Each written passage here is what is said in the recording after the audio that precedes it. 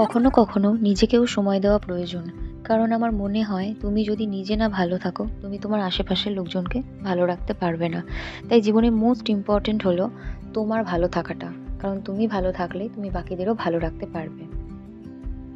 কেন জানি না মনে হলো সেদিনকে একা একাই একটু কোথাও কলকাতার কোথাও থেকে ঘুরে আসি। তাই নিজে নিজেই চলে গেলাম একাই ইকো পার্কের উদ্দেশ্যে, কোনো রকম সঙ্গী ছাড়াই। সত্যি বলতে এটা আমার সোলো ট্রিপ ছিল। একটুও বোর ফিল করিনি। ওখানে ম্যাক্সিমাম যারা গেছিলেন ফ্যামিলি, কেউ পিকনিক করতেও গেছিলেন, মানে মোটামুটি সবাই বলতে পারো। সিঙ্গেল যায়নি আমি, ওখানে মনে হয় এমন ক্যান্ডিডেট যেহেতু সিঙ্গেল গেছিলাম।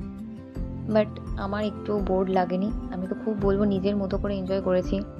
আর এই যে জায়গাটা দেখতে পাচ্ছ, এই পাখাড়ি জায়গাটায় এত সুন্দর লাগছিল। আর ম্যাক্সিমাম লোকেরা এখানেই দাঁড়িয়ে ফটোশ্যুট করছিল, কেউ কেউ রিলসও বানাচ্ছিল।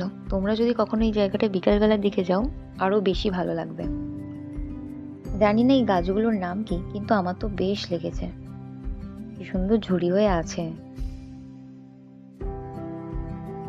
ইকো পার্ক মানেই প্রচুর হাঁটা, এটা একটা বাজে লাগে। আর না হলে কিছু তোমাকে বুক করতে হবে।